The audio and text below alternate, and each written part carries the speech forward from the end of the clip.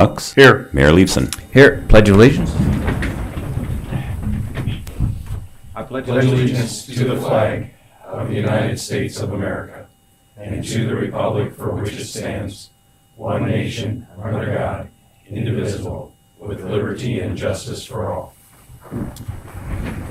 Before we get into the agenda, I have two adjustments to the agenda. We will pull under the consent calendar, item B, number 3. Pull that from your list. And also all of item G under new business. We'll not do that tonight. So with that, back to the agenda. Need a motion to approve the minutes of December 17th. Moved. Second. Motion Busness, second by Rux. If there are no changes, all in favor say aye. Aye. Opposed, no. Motion carries. Nobody here for open forum. The remainder of the consent calendar with the deleted item is items A through E. Moved. Second. Motion Busness, second by Olson. All those in favor? Because we have, We need a roll call because Rob is on the phone. If you don't mind, Mike, before you do that, would you just tell me one more time, what is it you're deleting from the consent calendar? We are deleting an item relating to Prairie's Edge 13th edition to the city. I'm asking to have it removed from Brett there is having so we can vote on it separately. Okay. but it will be moved to the remainder of the agenda. Any other questions, Rob? No, sir. Thank you. Okay. Roll call then on that consent calendar with that item removed. Councilmember Ronayne. Aye. Lunsman. Aye. Slate Hansen. Aye. Johnson. Aye. Bunce. Olson. Aye. Rucks. Aye. Mayor Leifson.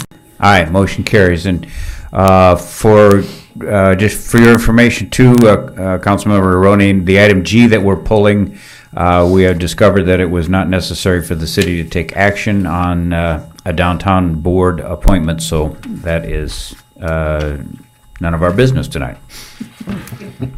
So let's go to new business. Item A, ordinance 181201 to rezone. Brett.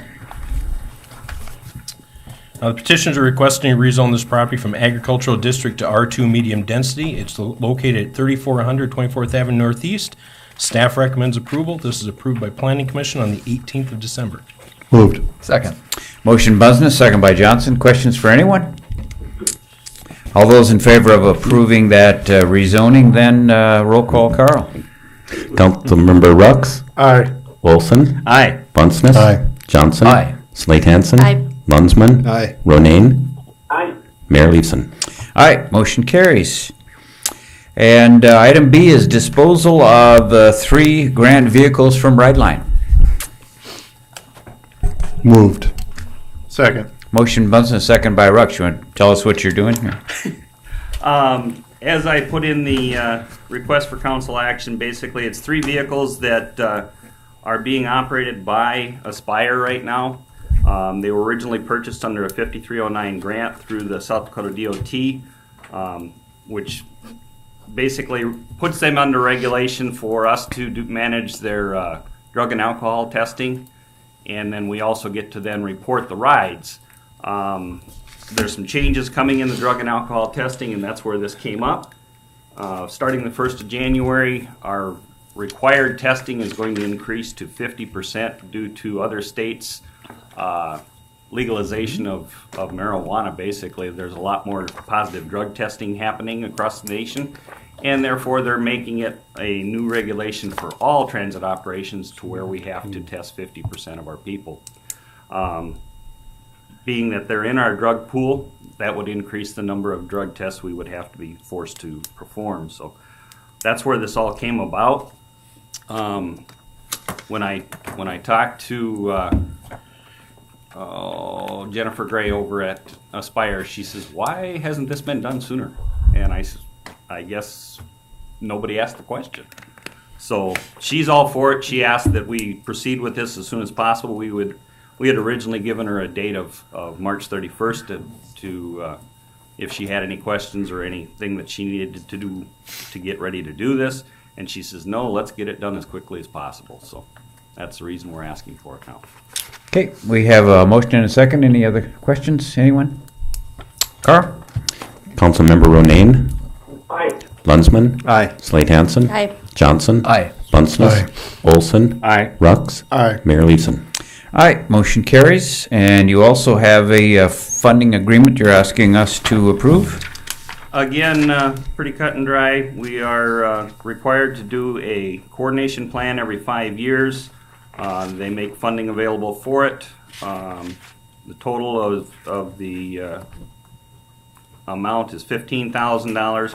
The federal share obviously is the 80%, so the $12,000 is what we would be getting by signing off on that. So. Motion to approve. Second. Motion Olson, second by Bunceness. Any questions? Carl? Councilmember Rux. Aye. Olson. Aye. Bunceness. Aye. Johnson. Aye. Slate Hansen. Aye. Lunsman. Aye. Ronayne. Aye. Mayor Leeson. Aye, Can I do motion a carries. quick question? Yeah. Will you do a request for proposals then, now that you've been authorized to the Yes. grant process? Yep, that's the next step is request for proposals on those.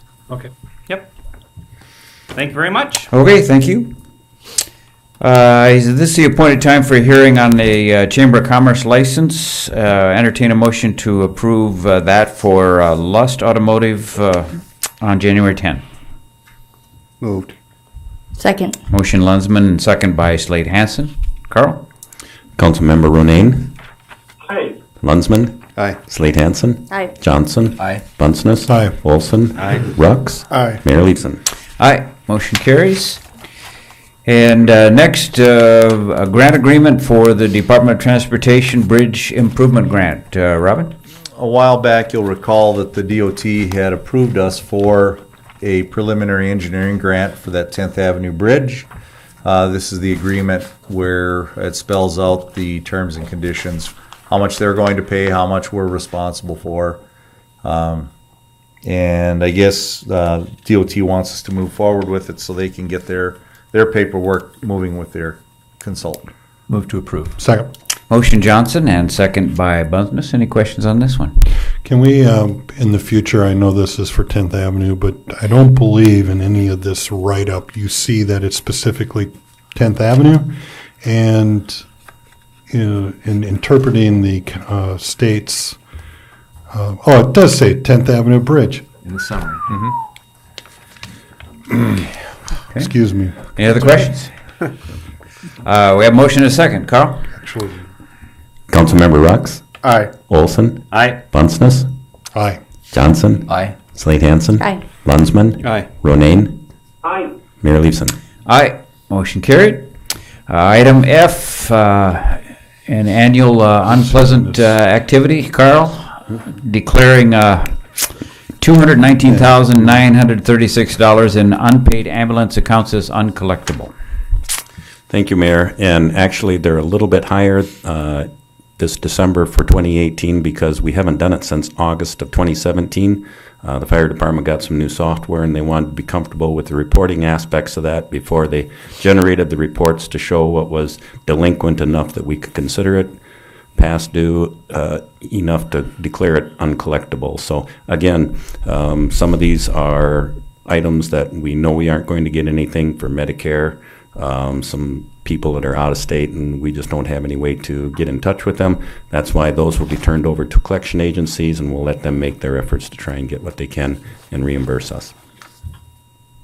Moved. Second. Motion Bunceness, second by Olson. Questions on this? Anyone? What is the time frame for this? 2-year period, isn't it? This is about 18 months worth. Okay. So it's a year Did I and a see half. something that Sioux Falls is $1 million to $2 million or something? Like that? Yes. And what was Rapid Cities? I think it's 1.2. 400. Well, okay. I thought Rapid Cities was like in the 1.2? millions. Yeah. Okay. I can double check that, but yes, that was in the paper recently that their number is quite a bit higher than what I would expect. Yeah. Mm-hmm. Other questions on this? One question. Carl, what percentage of the overall billing is uncollectible? I'm curious. Once we send it to collections, what do we think we're going to get? Is that the question, or No, this 220,000 or so, how much of the whole universe is this as a percentage? So that's probably about 10 to 15%. Okay. Thank you. maybe a little higher, maybe 18%, but we have some accounts that are used quite frequently that we know we aren't going to get paid on, but we have to pick them up and haul them anyway. Certainly. So, Okay. Other questions? Roll call then, Carl, to declare those as uncollectible. Councilmember Ronayne, Aye. Lunsman, Aye. Slate Hansen, Aye. Johnson, Aye. Bunceness, Aye. Olson, Aye. Rux, Aye. Mayor Leveson. Aye, motion carries. Moving ahead to item H, Bob Braun is here to tell us about possible approval for bids. Bob? This will be the last set of chemicals we have for the year 2019. It's our powdered activated carbon. We instigated performance standards to this year to try and select the best carbon that'll give us the best value. That's why we have one carbon from Danu Carbon at 63.7 cents per pound. That'll be the one we use most of the year, but there'll be times of the year where we'll need something a little more effective, and that's why we've gone with the Cabot Nort carbon at 79.5 cents per pound. That will be for when we need it, and that's the one that has proven to be the most cost-effective carbon for us in the testing. So, Move approval. Second. Motion Bunsen, second by Rux. How's that compare to your previous costs? last year was 63 cents a pound, or no, 65 cents a pound, I believe. Okay. Any other questions? Carl?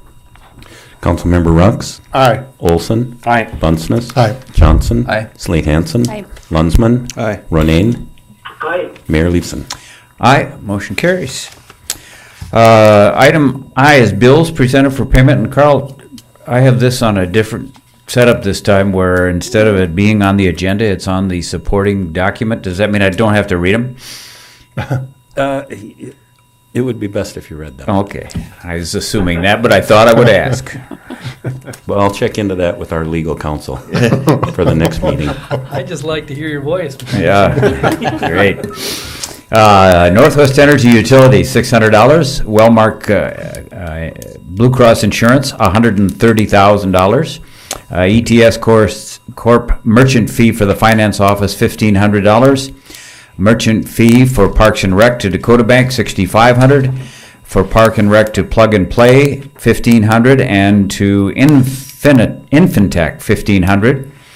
TIF 10 principal and interest payment to Neil and Joan Bellica, $59,713.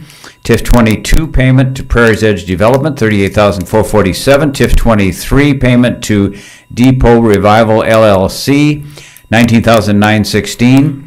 November occupancy CVB tax, $26,685. Tyler Technologies first installment for Executime, $32,662. Bid Improvement District revenue disbursement, $3650. Harms Oil, Rideline Gas, $21,905. Harlow Bus Sales for Rideline cylinders and other stuff, $732. Payment for mileage and meals at a meeting for Tom Waddy, $290. Installation of a deflector for Rideline to Midwest Pump and Tank, $954. Ambulance gas to Fleet Services, $102. Matheson Trigas oxygen payment for $113. Copier charges to Marco, $100. Steel Avenue boring project payment to K&H Electric, $37,200. South Dakota One Call November locating, $188. Blade rentals for snow removal to North Central Rent and Leasing, $23,940.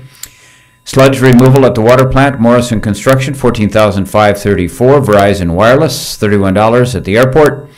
License fee, private security to Lori Epps, $30, and UPS charges, $118.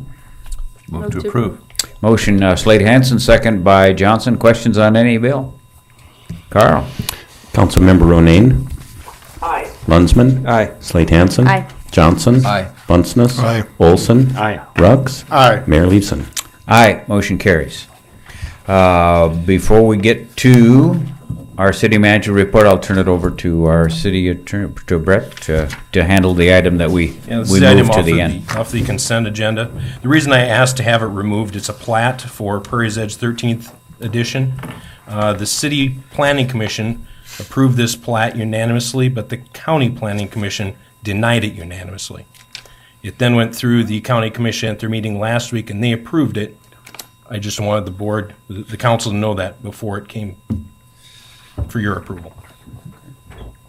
So you need a motion to approve. Staff recommends approval. Okay. Moved. Second. Motion Ronayne, second by Bundsness. Further questions on this?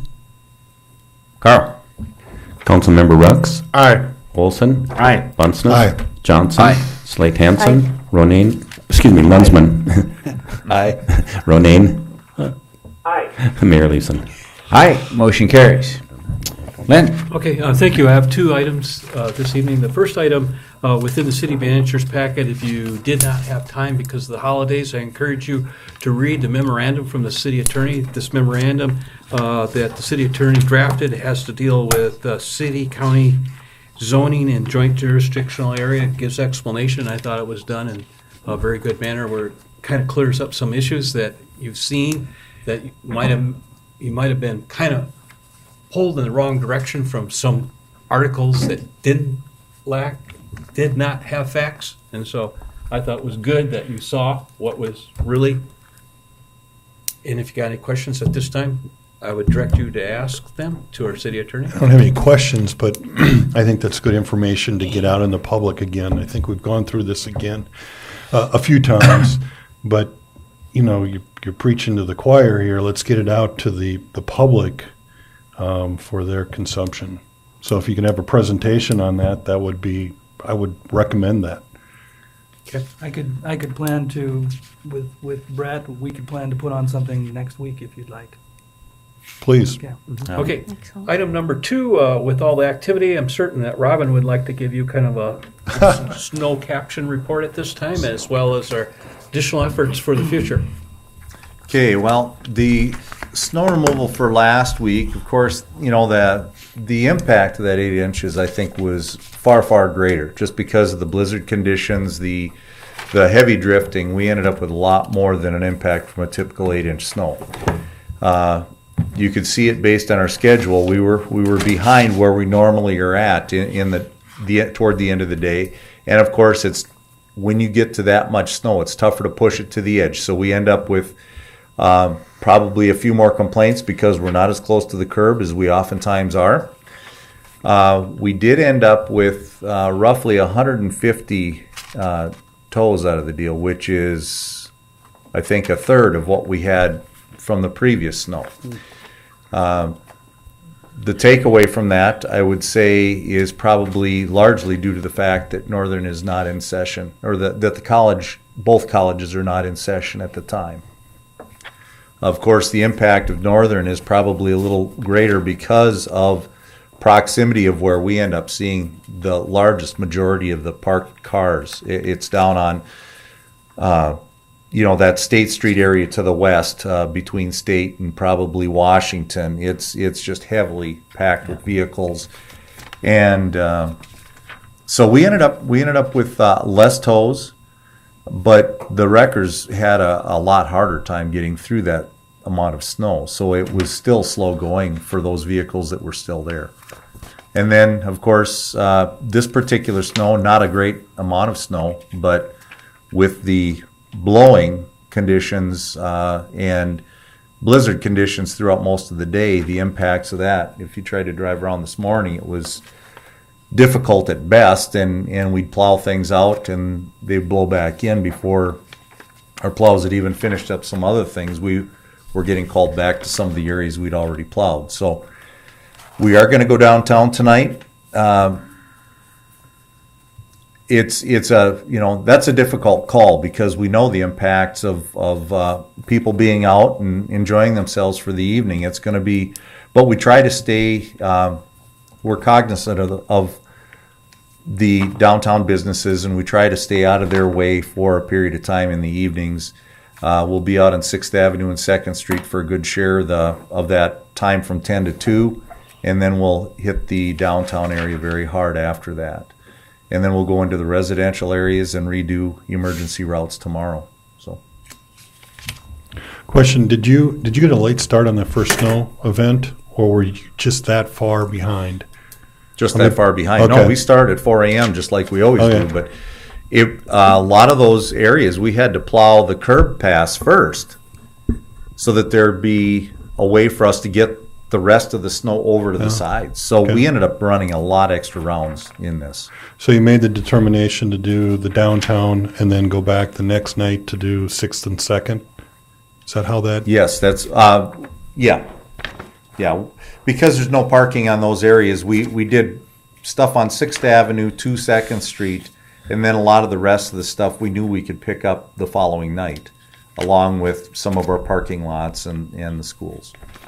I have to say that I like the new system. I know there's still people that, for downtown, it's like that should be cleared immediately. But if you look at the sidewalks, they were not cleaned, and they gave them the whole day to get that taken care of before you came down. I really like the new system. It's, I think, working well. Well, and a lot of it's timing. If the snow ends, or if it looks like the snow is going to end early enough in the evening, we'll try to go downtown. But a lot of times it's still going through the middle of the night, and that's where we waited until morning to start the residentials. So I got the couple $100,000 question to you. What would have been the impact of snow gates on this first event?